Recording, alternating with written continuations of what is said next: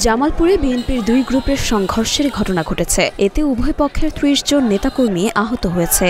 শনিবার বিকেলে পৌর শহরের দেওয়ানপাড়ার সৈয়দ আলী মণ্ডল কমিউনিটি সেন্টারে এই ঘটনা ঘটে।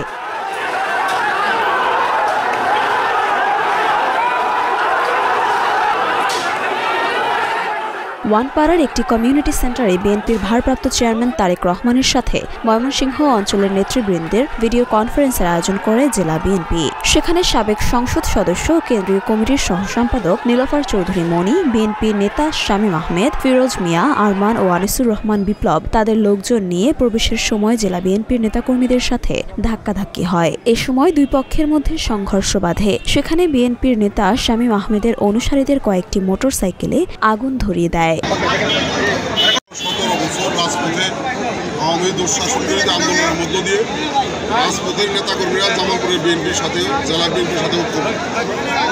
আজকে আমাদের ভারপ্রাপ্ত চেয়ারম্যান মহোদয়ের সাথে ময়মনসিংহ বিভাগের বিভিন্ন জেলার বিএনপি এবং অঙ্গ সংগঠনের নেতৃবৃন্দের একটি মত বিনিময় সভা ছিল।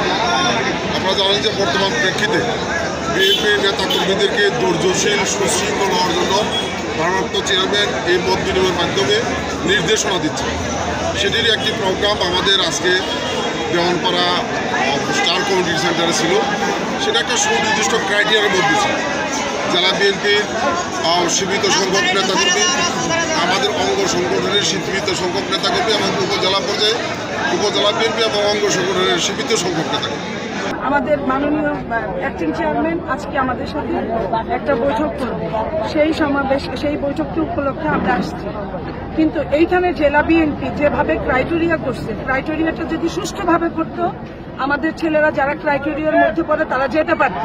তারা ক্রাইটেরিয়াটা এমন ভাবে করছে, এত অন্যায় ভাবে, এত অগণতান্ত্রিক ভাবে করছে যে তারা যেতে পারছে না। যারা ত্যাগী, যারা এই 17 বছর কষ্ট করছে, জেল খাটছে, জেল জুলুম নিছে, সেই জেলা বিএনপি সেক্রেটারি নিজেরও কোনো জেল ছিল, নিজেরও কোনো মামলা নাই, আওয়ামী লীগের সঙ্গে আঘাত করে চলে, আওয়ামী লীগের সঙ্গে সবকিছু। এইভাবে হতে পারে না, এইভাবে কোনো দল চলতে পারে না।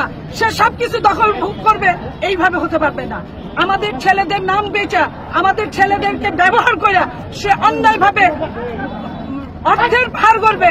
এটা অতীতেও হয় নাই, বর্তমানে হয় নাই, ভবিষ্যতেও হবে না। এমন ঘটনার জন্য জেলা বিএনপির সাধারণ সম্পাদককে দায়ী করলেন সাবেক সংসদ সদস্য ও কেন্দ্রীয় বিএনপির সহ সম্পাদক নীলোফার চৌধুরী মনি। জেলা বিএনপির সাধারণ সম্পাদক মামুনের বিরুদ্ধে আওয়ামী লীগের সঙ্গে আতাত করে চলার অভিযোগও তোলেন তিনি। এ ঘটনায় দোষীদের বিরুদ্ধে দলীয় ব্যবস্থা গ্রহণ করা হবে বলে জানিয়েছে বিএনপি। আর পুলিশ বলছে, অভিযোগ পেলে প্রয়োজনীয় ব্যবস্থা গ্রহণ করবে তারা।